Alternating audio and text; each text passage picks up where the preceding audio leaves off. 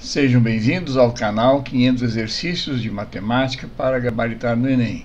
Eu sou o professor Nelson Fujita. Hoje iremos ver a videoaula de número 22. Iremos abordar questões importantes ligadas a expressões algébricas, geometria, equações, sistemas de equações, questões que sempre acabam de uma forma ou outra sendo relembradas nos exames do Enem.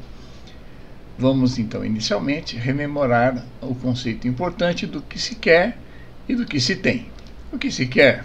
A pergunta que deve ser feita quando interpretamos o enunciado de um exercício de matemática para encontrarmos o que é pedido para se resolver o mesmo.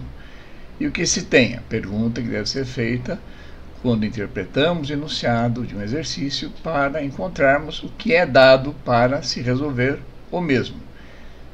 Extraindo-se o que é pedido e o que é dado, é mais fácil elaborar a estratégia para a resolução das questões, como mostraremos a seguir. Vamos à primeira questão de hoje. No ano de 2016, a questão 143 diz o seguinte: é comum os artistas plásticos se apropriarem de entes matemáticos para produzirem, por exemplo, formas e imagens por meio de manipulações. Um artista plástico, em uma de suas obras, pretende retratar os diversos polígonos obtidos pelas intersecções de um plano como uma pirâmide irregular de base quadrada. Segundo a classificação dos polígonos, quais deles são possíveis de serem obtidos pelo artista plástico?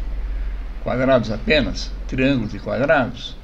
Triângulos quadrados trapézios apenas? Triângulos quadrados trapézios e quadriláteros irregulares apenas, ou triângulos quadrados trapézios, quadriláteros irregulares e pentágonos apenas? Vamos então a melhor dessas, a resolução, e encontrarmos qual dessas satisfaz a questão.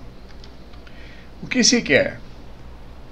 Que tipos de polígonos um artista plástico pode extrair pela intersecção de um plano sobre uma pirâmide irregular de base quadrada? Que se tem uma pirâmide irregular de base quadrada com 4 faces triangulares. Planos paralelos, perpendiculares ou inclinados às faces dessa pirâmide para cortá-la e produzir polígonos variados. Então vamos à resolução. Se nós traçarmos planos paralelos à base quadrada, da pirâmide, vamos obter pequenas pirâmides de base quadrada nesses cortes. E, obviamente, arestas triangulares. Então, encontraremos quadrados e triângulos menores. E o que vai sobrar aqui é um tronco de pirâmide. Ele terá 4 trapézios nas suas faces trapezoidais. Ao cortarmos, vai sobrar um trapézio de base menor, a base maior, a base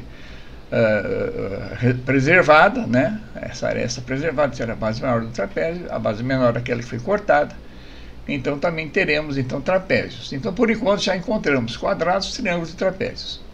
Se nós dermos um corte através de um plano vertical a essa base quadrada, nós produziremos quadriláteros e triângulos. Se passar, por exemplo, esse corte pelas diagonais da base do quadrado. Finalmente, o que vai nos produzir polígonos um pouco diferentes desses tradicionais, se nós cortarmos com um plano inclinado à base da pirâmide. Nós temos o exemplo ilustrado aí na figura. Imagine então um plano, um plano que corte M1, M2, certo? E tenha uma reta, por exemplo, M3, M4, paralela a M1, M2. Esse plano na qual se encontra então essa figura retangular cortando a pirâmide inclinada, com uma certa inclinação. O que vai acontecer? Vai produzir o pentágono AM1, M2, CD. AM1, M2, CD. 1, 2, 3, 4, 5 lados. Temos aqui um pentágono, ok? Por outro lado, vamos ter aqui também um trapézio, M2, M3, M1, BO. M3, M1, BO será um quadrilátero, um quadrilátero. Será um trapézio se M1 e M3 forem paralelos a OB. Então, nós temos um quadrilátero irregular, que será regular, será exatamente um trapézio, se isso ocorrer M1 e M3 for paralelo a OB. Ok? Então, a melhor resposta é a resposta E. Todas essas figuras que nós citamos fazem parte, portanto, desses polígonos que o artista plástico vai poder obter. Ok? Vamos para a próxima. No ano de 2017, a questão 158 diz o seguinte: um menino acaba de se mudar para um novo bairro e deseja ir à padaria. Pediu ajuda a um amigo que lhe forneceu um mapa com pontos numerados que representam 5 locais de interesse, entre os quais está a padaria.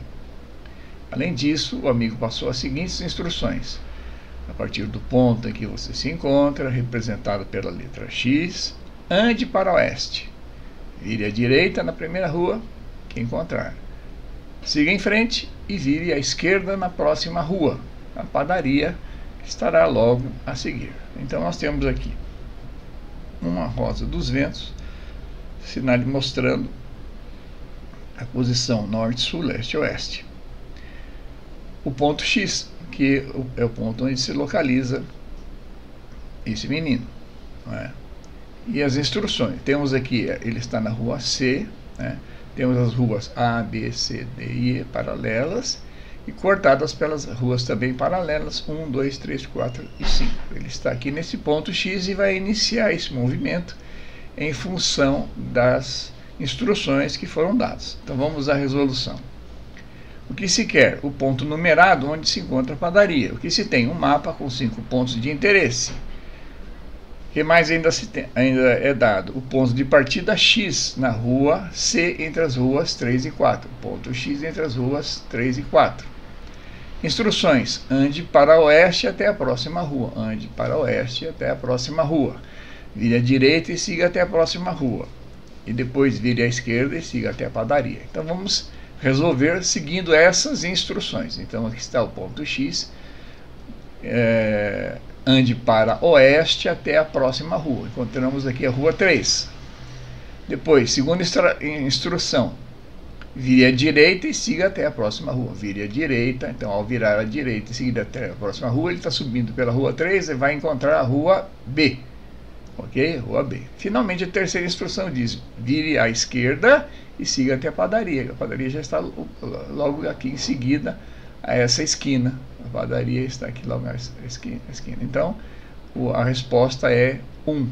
Né? O ponto 1 é onde está a padaria. Resposta A. É bem simples, né? Muito simples, basta seguir devidamente as instruções. Mas nessa questão, o autor da questão queria que o estudante demonstrasse conhecimento de sentido. Sentido oeste, dobrar à direita, dobrar à esquerda, né? Ângulos e assim por diante. Ok? Vamos para a próxima. No ano de 2009, a questão 137, parecida com a anterior, diz o seguinte: o mapa ao lado representa um bairro de determinada cidade, no qual as flechas indicam o sentido das mãos do tráfego. Sabe-se que esse bairro foi planejado e que cada quadra representada na figura é um terreno quadrado de lado igual a 200 metros. Desconsiderando-se a largura das ruas, qual seria o tempo em minutos que um ônibus em velocidade constante igual a 40 km por hora partindo do ponto X demoraria para chegar até o ponto Y? E são dadas 5 possibilidades. Vamos ver qual delas é a correta. O que se quer?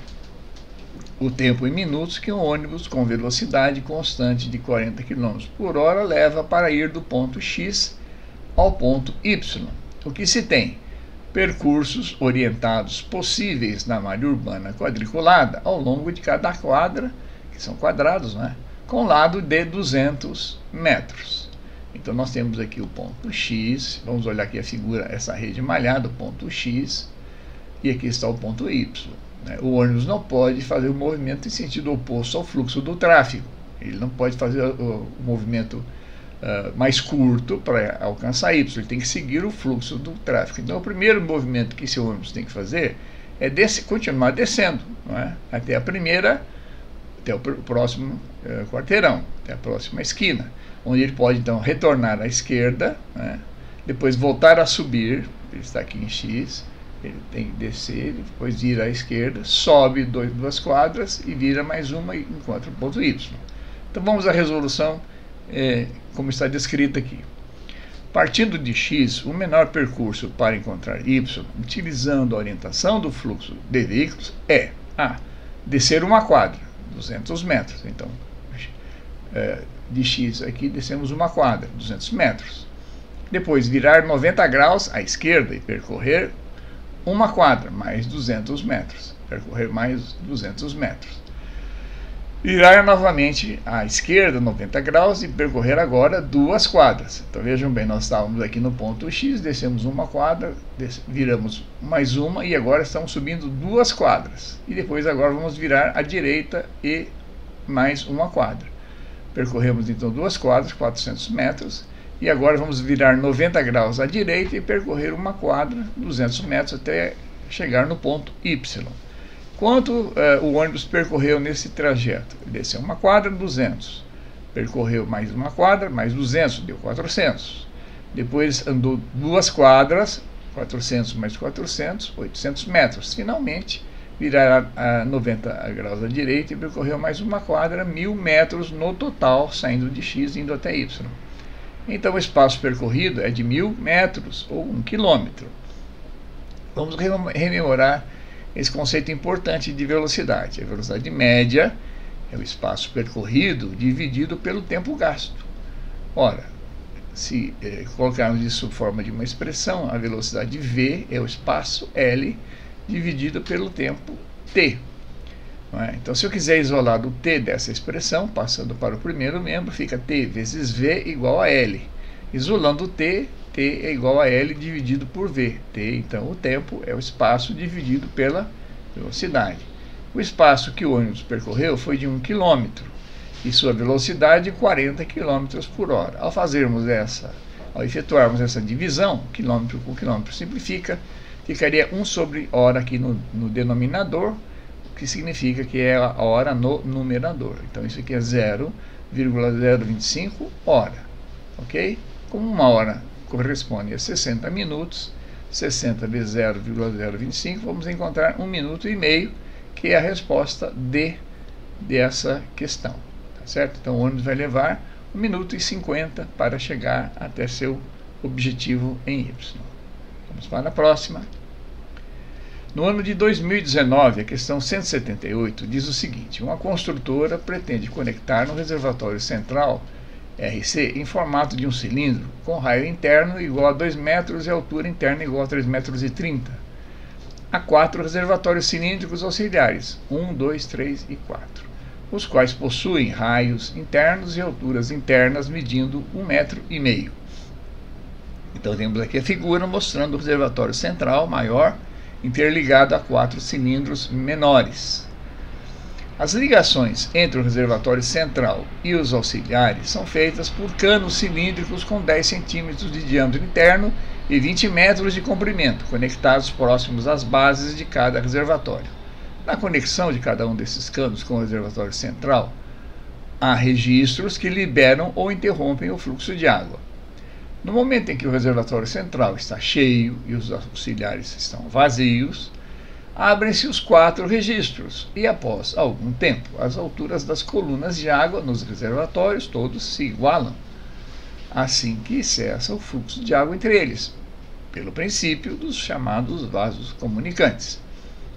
A medida em metro das alturas das colunas de água nos reservatórios auxiliares após cessar o fluxo de água entre eles e aí são dadas 5 possibilidades. Vamos à resolução da questão.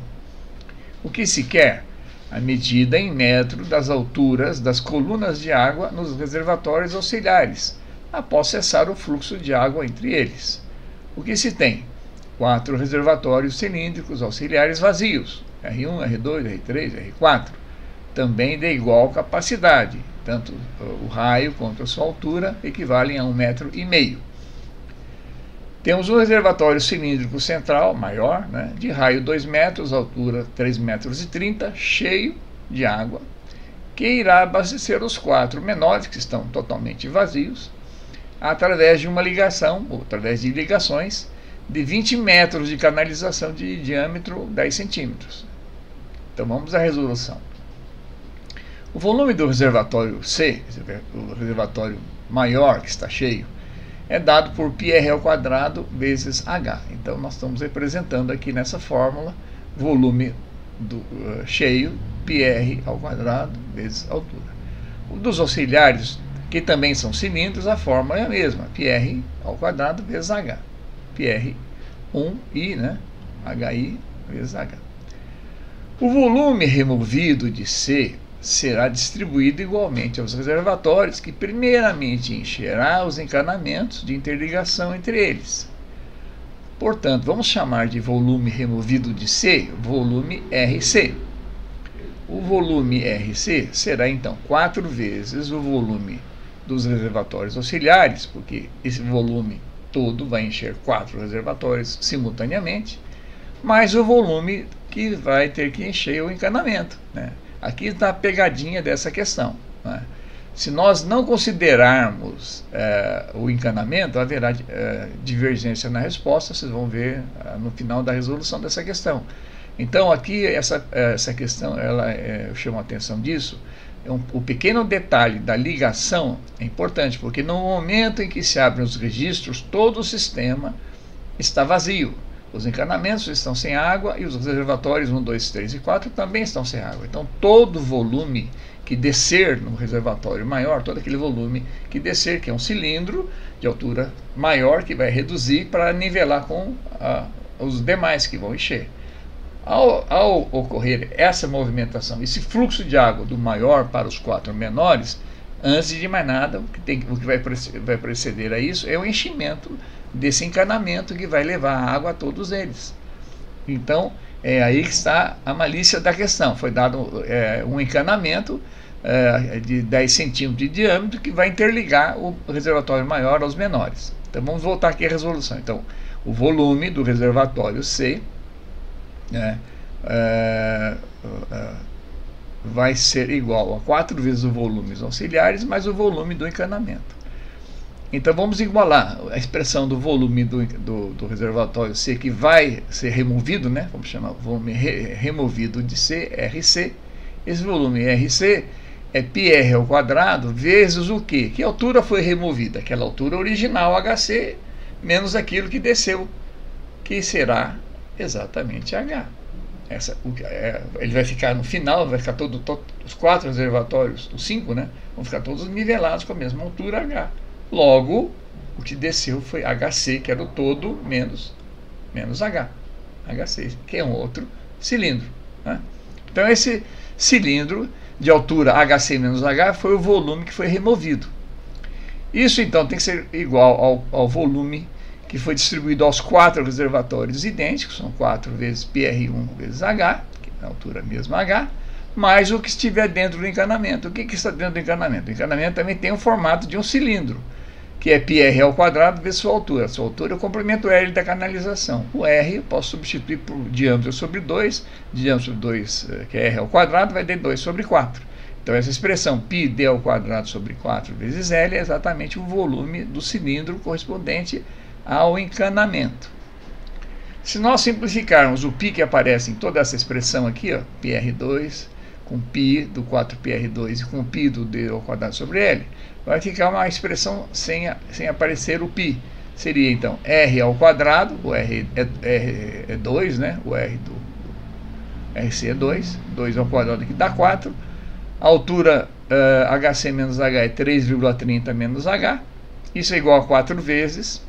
O raio é 1,5 ao quadrado, o raio dos cilindros menores, 1,5 dos reservatórios menores, vezes a altura H, mais o diâmetro aqui, que é 0,1 ao quadrado, dividido por 4, vezes, aqui eu até destaquei em outra cor. Aqui pode haver uma dupla interpretação. O exercício falou em ligações de 20 metros de canalização. Então nós poderíamos entender que ou seriam 20 metros para os 4, seria 5 metros de canalização para cada um deles, ou 20 metros para cada um deles.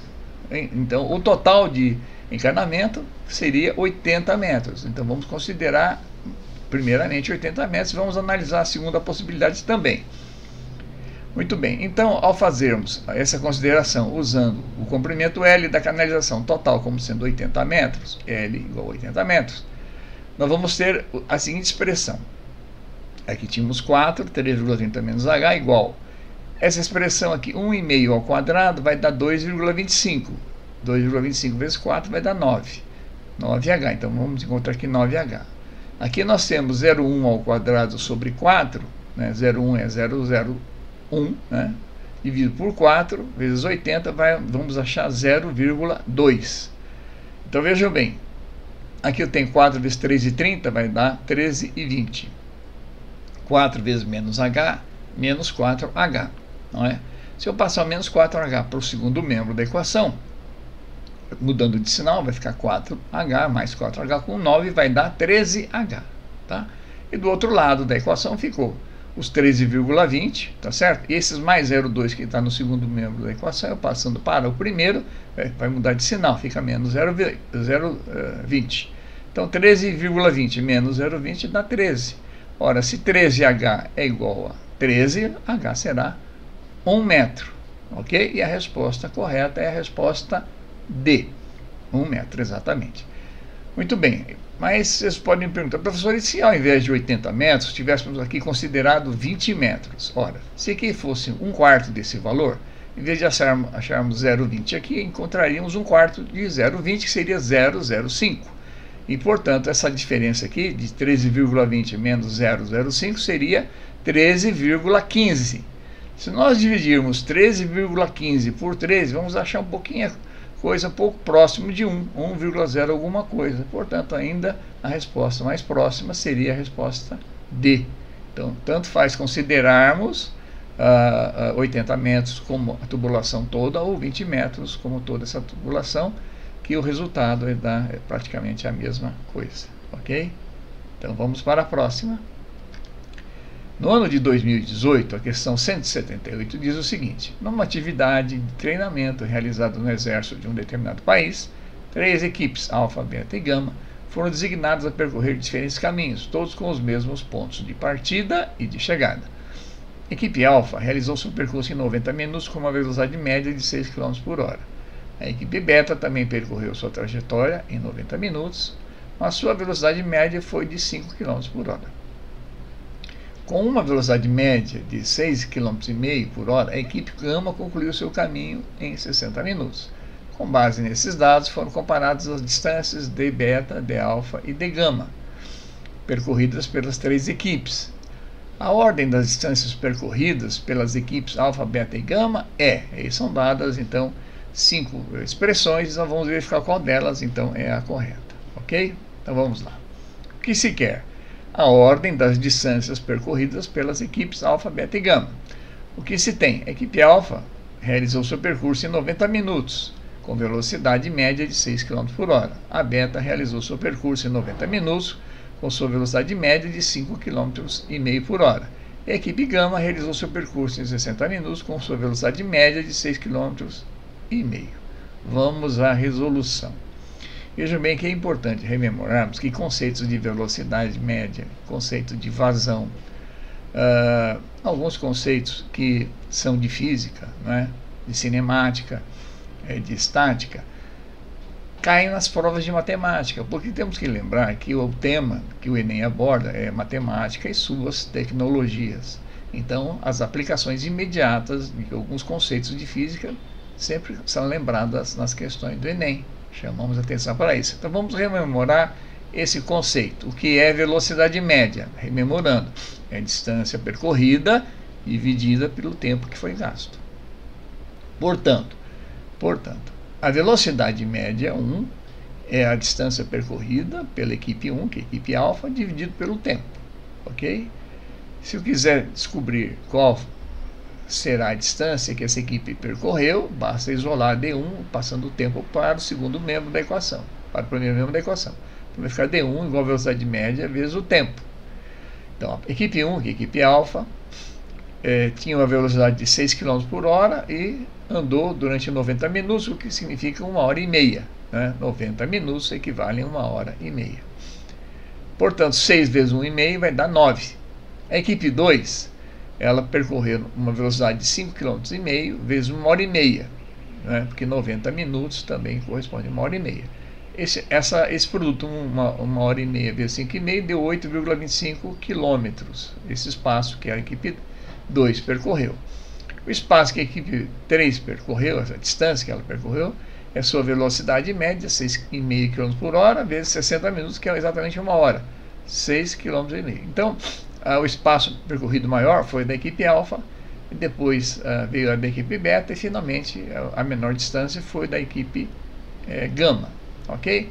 Se nós olharmos essas desigualdades colocadas, a correta é a, ou seja, a equipe gama, a distância percorrida pelo gama é menor que a distância percorrida pela equipe beta, que é menor que a distância percorrida pela equipe alfa, e a resposta correta é a resposta A, ok?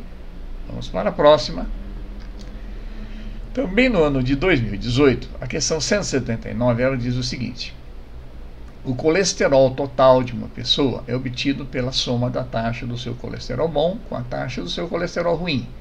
Os exames periódicos realizados em um paciente adulto apresentaram taxa normal de colesterol bom, porém uma taxa do colesterol ruim, também chamado de LDL, de 280 miligramas por decilitro. O colesterol é medido em miligramas por decilitro, ok? O quadro apresenta uma classificação de acordo com as taxas de LDL, chamado colesterol ruim, em adultos. Então, essa taxa de LDL, expressa em miligramas por decilitro, ela é considerada ótima se for menor do que 100, próxima de ótima entre 100 e 129, limite de 130 a 159, alta se for acima de 160 até 189 e muito alta se for acima de 190. Muito bem. O paciente, seguindo as recomendações médicas sobre estilo de vida e alimentação, realizou o exame logo após o primeiro mês e sua taxa de LDL reduziu 25%. No mês seguinte, realizou um novo exame e constatou uma nova redução de mais 20% na taxa de LDL. De acordo com o resultado do segundo exame, a classificação da taxa de LDL do paciente é, e aí tem as 5 possibilidades de acordo com essa tabela. Vamos à resolução. O que se quer? A classificação da taxa de LDL do paciente. O que se tem? Sua taxa inicial, 280 mg por decilitro. Houve uma redução de 25% no primeiro mês e depois uma nova redução de 20% no segundo mês. Então vamos à resolução. Após o primeiro mês, o paciente então tinha uma taxa de 280 e sofreu uma redução de 25%. Ora, se ele sofreu uma redução de 25%, na prática o LDL resultante será 75% desse valor. O que significa 75%? Significa 0,75 ou 75 sobre 100, correto? Lembrando sempre que 75% é 75 por 100. 75 dividido por 100, o que dá 0,75. Efetuando essa multiplicação, 0,75 vezes 280, vamos encontrar 210. No segundo mês, ele sofreu uma redução agora de 20%. Ora, se sofreu uma redução de 20%, sobrou 80%. 80 sobre 100 é 0,80. 0,80 vezes 210, que é o que ele já tinha sobrado como resultado no mês anterior, vai dar 0,80 vezes 210, será 168 miligramas por decilitro. Se olharmos essa tabela, 168 miligramas por decilitro é a tabela alta, acima de 160 e menor que 189, é considerada alta, e a resposta correta é a resposta D. Ok? Vamos para a próxima.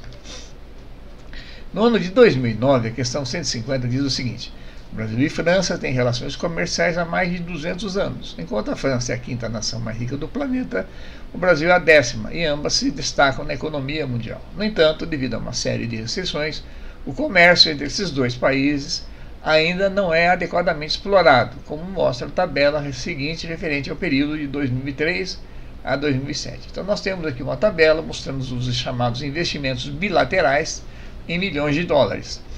São chamados de bilaterais porque são de França para Brasil e de Brasil para França, bilateral.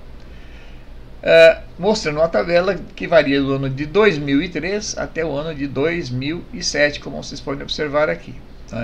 Então nós temos então o fluxo de investimentos do Brasil na França, começando com 367, terminando em 280, e a da França no Brasil, que ela é mais crescente, começou em 1825 e terminando em 1214, no ano de 2007.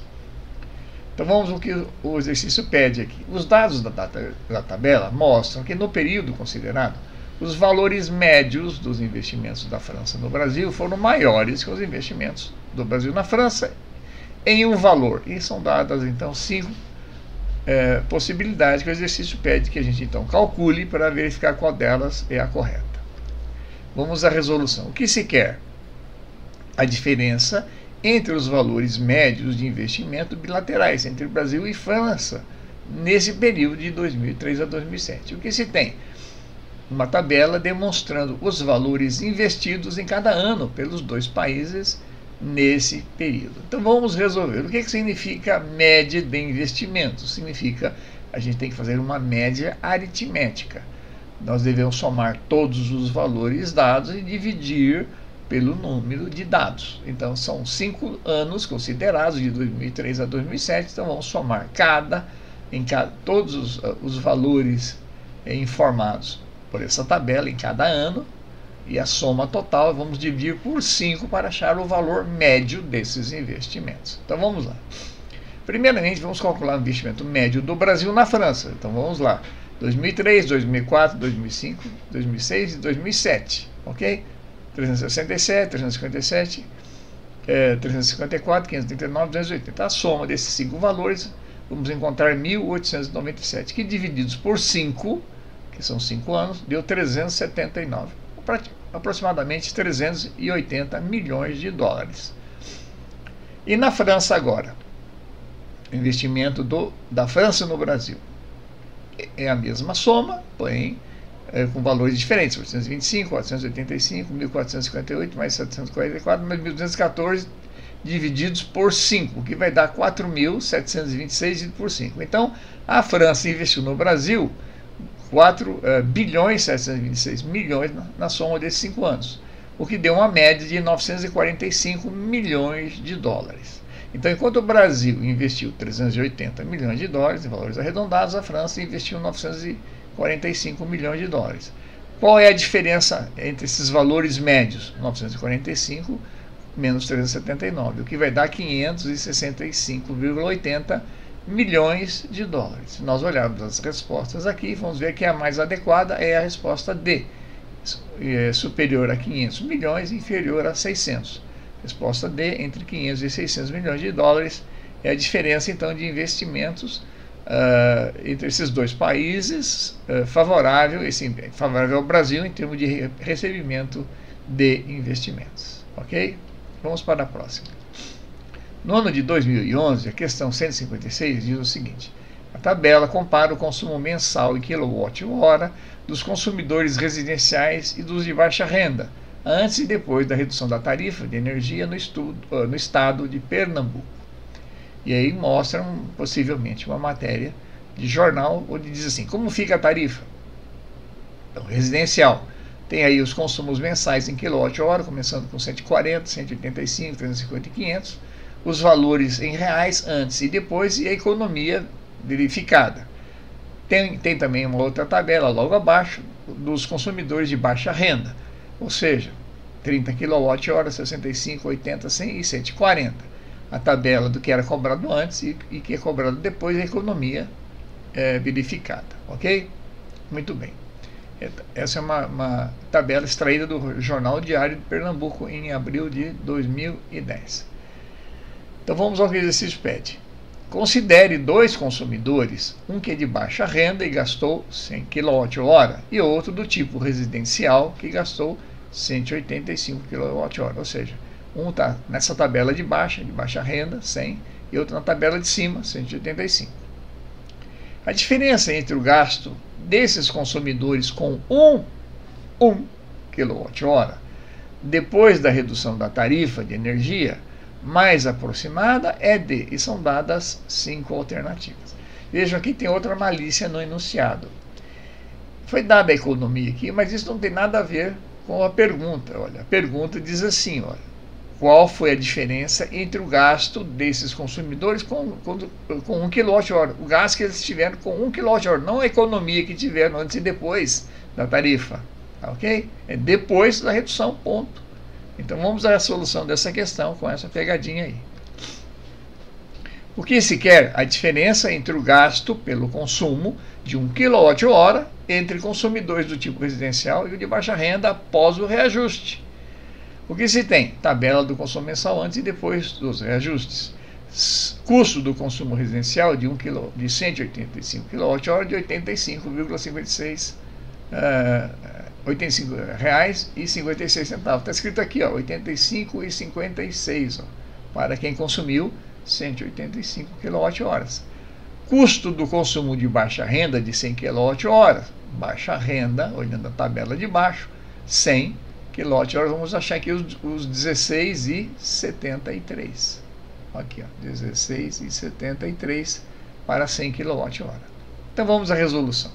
Primeiro, vamos verificar quanto custa 1 kWh para quem está no consumo residencial.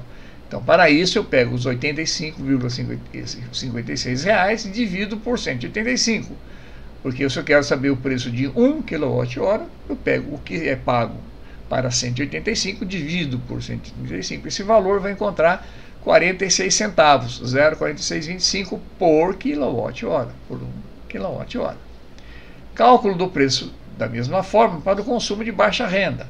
Eu pego o valor gasto para o pessoal que consumiu 100 kWh no baixa renda, que é 16,73, ao dividir por 100 vai encontrar 0,1673, ou seja, 16 centavos por kWh. Então, enquanto um consumidor na faixa residencial está pagando 46 centavos por 1 kWh consumido, o de baixa renda está pagando 16 centavos por kWh.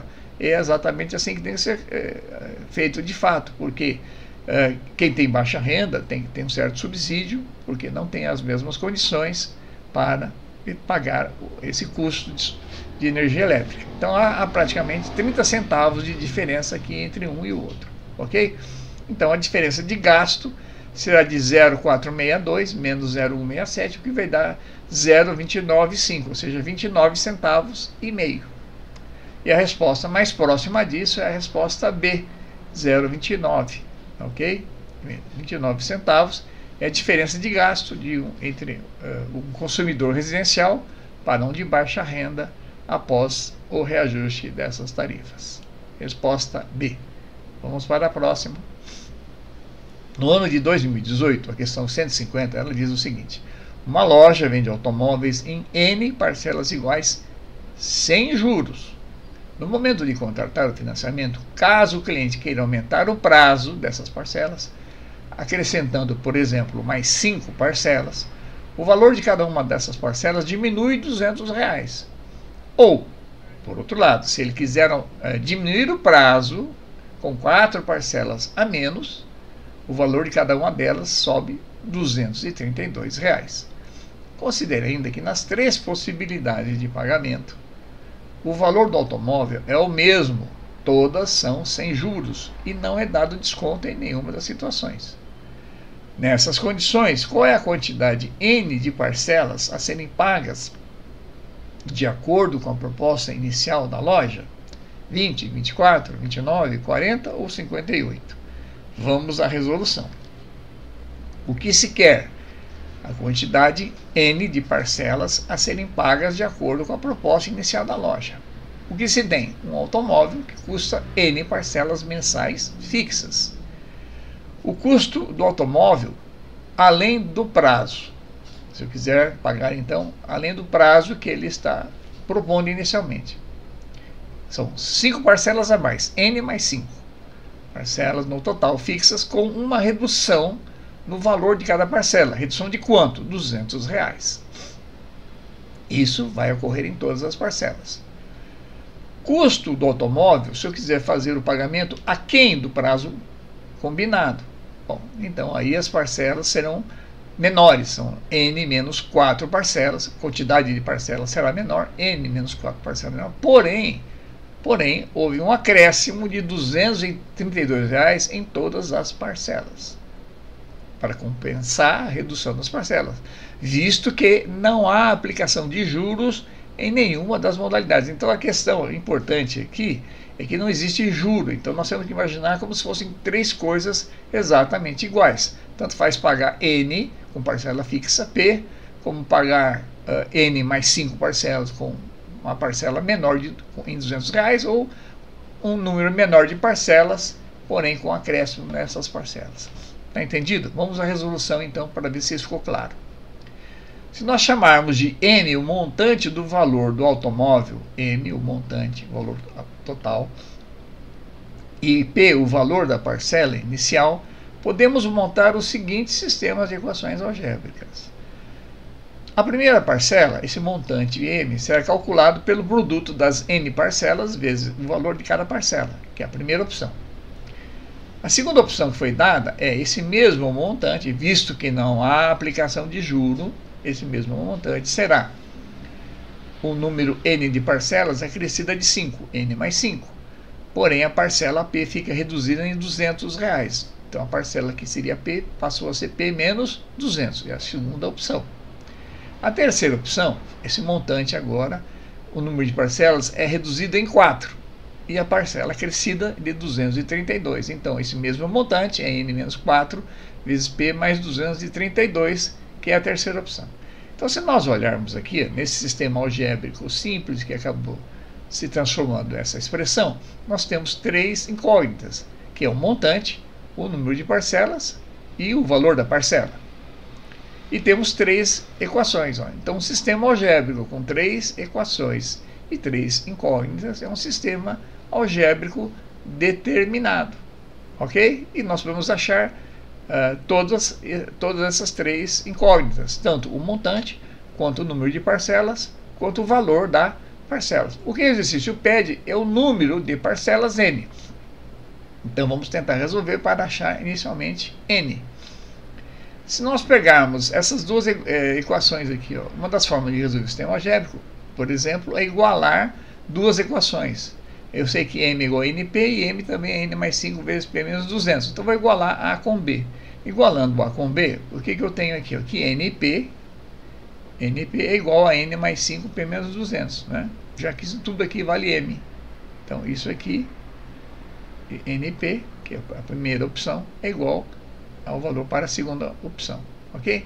Desenvolvendo essa expressão aqui, ó, N vezes P vai dar NP. N vezes menos 200N. 5 vezes P mais 5P. 5 vezes menos 200, menos 1000. Então, ao efetuar a multiplicação dessa expressão, aqui, N mais 5 por P menos 200, eu encontro essa expressão algébrica. Muito bem. Então, nós temos que NP igual a isso. Dá para simplificar NP, né, dos dois lados. Vai sobrar o quê? Vai sobrar aqui 5 vezes P é igual a 200N mais 1000. Né? Por quê? 5P, está aqui, 5 vezes P. E o resto passei para o primeiro membro da equação. 5 vezes P é igual.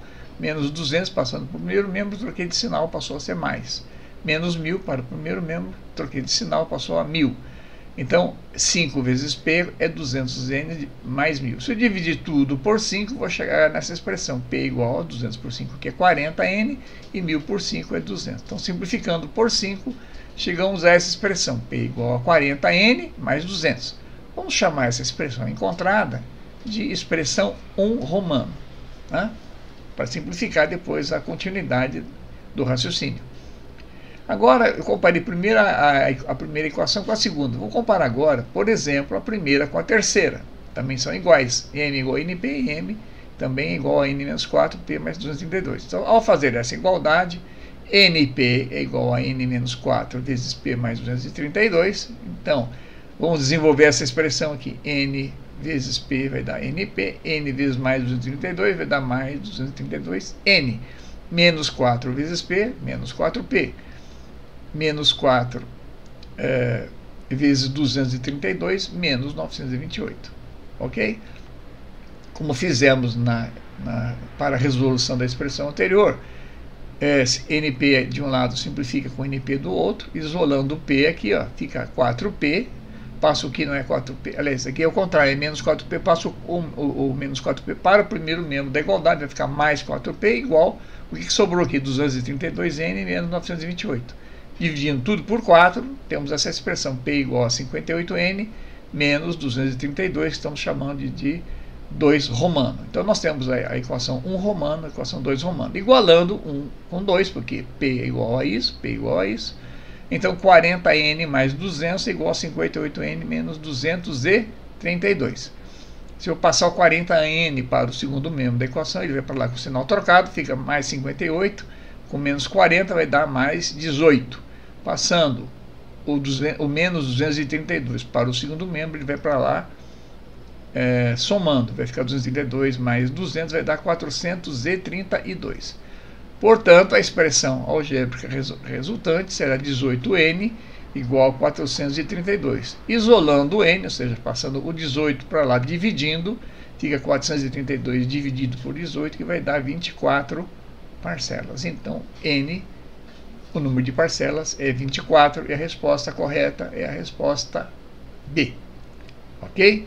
Um pouquinho trabalhoso, mas muito simples, desde que nós tenhamos, então, estabeleçamos uma estratégia, sejamos aplicados nessa estratégia. Organizamos as 3 equações direitinho e procuramos resolver de uma forma ou por substituição ou por simplificação. Poderíamos trocar, somar as 2 equações ou 3 delas, enfim, montar uma matriz. Existem várias formas. Essa é uma das formas talvez a mais simples e mais imediata para a gente resolver essa questão. Ok?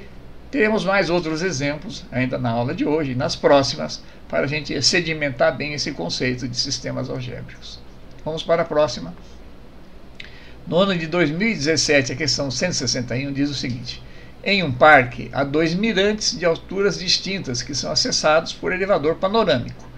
O topo do mirante 1, que é mais baixo, é acessado pelo elevador 1, enquanto que o do mirante 2 é acessado pelo elevador 2. Então, o mirante 2 mais alto e tem um outro elevador.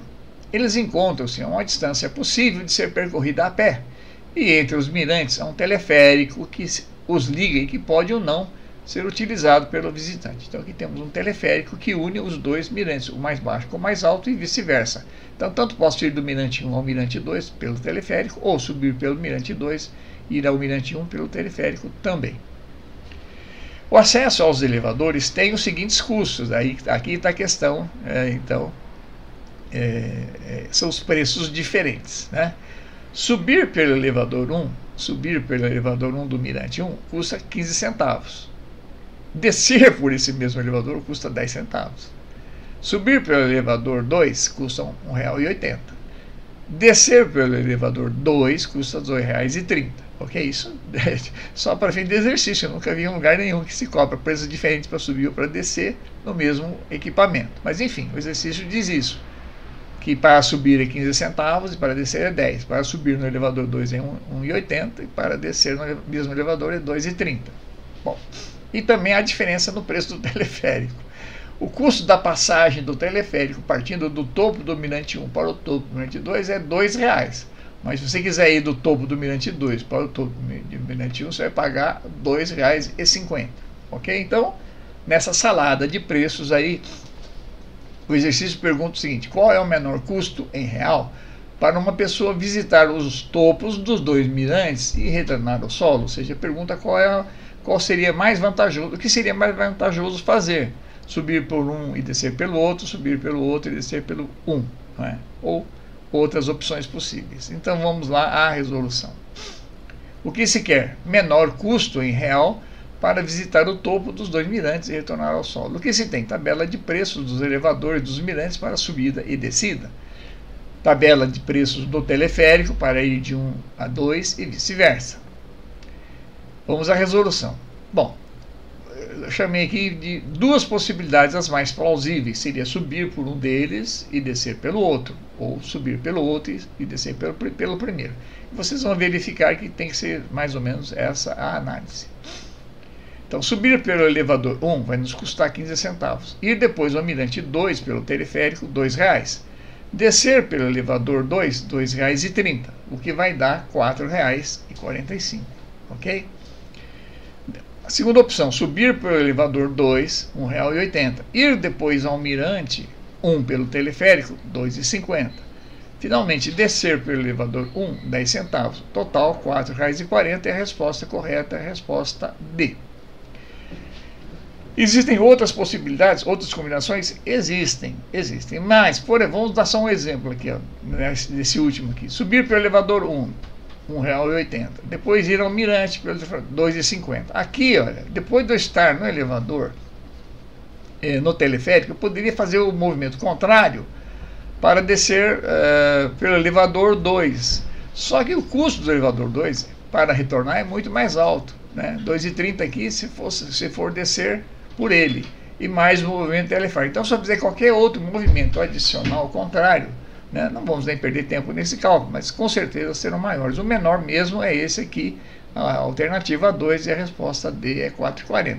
Mas se vocês quiserem só simular para uma distração, podem verificar as outras possibilidades dessa movimentação, ok? Vamos para a próxima. Bom, então hoje nossa aula termina com vários problemas, encerrando algumas questões de geometria plana, né?